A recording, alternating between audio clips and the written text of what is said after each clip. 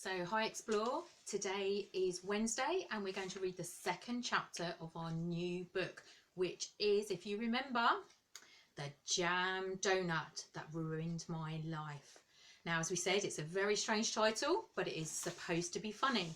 So here goes, chapter 2, Morning. The deadly donut causes me to headbutt a sea creature, lose the use of my face, and half drown my girlfriend in something horrible. What a strange title. There's a reason why I know that trousers are more dangerous than sharks, and it's all because I was so worried the other night that I couldn't get to sleep. My class, which is year 6, have just found our end of year tests. To celebrate, our teacher, Mrs. McDonald, organised a trip to an aquarium. Most people were very excited, but as we got closer to it, I became more and more worried. Normally, my life is simple. I like it that way.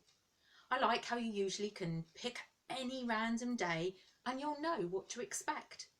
Up at 7:30, off to school.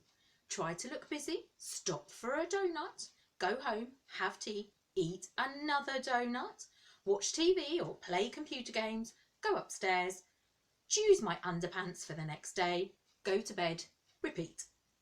Now, maybe this is why I love Jam Doughnut so much.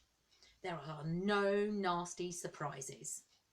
You know when you bite into one that sooner or later you're going to hit that delicious pool of sweet, sticky raspberry jam? Well, unless of course you've picked up a lemon flavoured one by mistake, and that is lemon doughnuts are filled with a horrible yellow gloop called curd. Personally, I think a better name for it would be crud.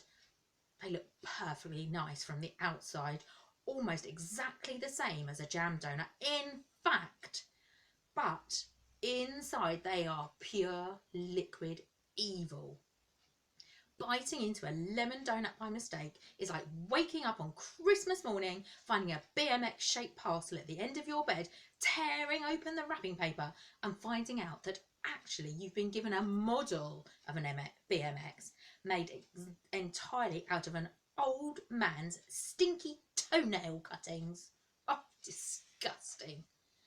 Although I reckon the cheese from under an old man's toenail would taste slightly nicer than the lemon flavoured donut.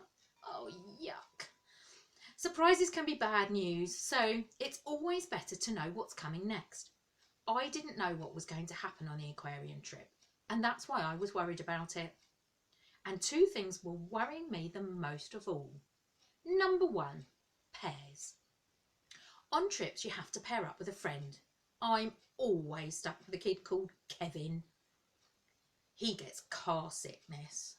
When we went to Skipton Castle, he was sick in my woolly hat, and I didn't realise until after I put it on my head. So I spent the rest of the trip combining chunks of half-digested Frosties out of my hair. Ever since then, Kevin had the nickname Volcano. The shark tunnel, number 2. In one of the rooms of the aquarium, you walk through a massive shark tank. It's a tunnel made of glass, so the sharks swim right over your head. Darren Gamble reckons that sometimes they flood the tunnel and you've got to swim through instead.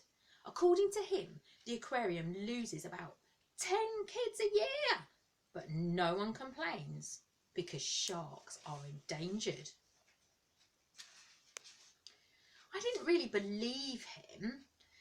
Gamble also claims that his grandmother has got the longest neck in Europe and that he once found a live baby kangaroo in an onion. But everyone had been on about that flipping glass tunnel for weeks, and I couldn't get it out of my head. The night before the trip, I had a nightmare about sitting next to a puking shark on the bus. I couldn't get back to sleep, so I sneaked online, which is how I learnt that sharks are actually much safer than trousers. There were no websites that said it was puke or not.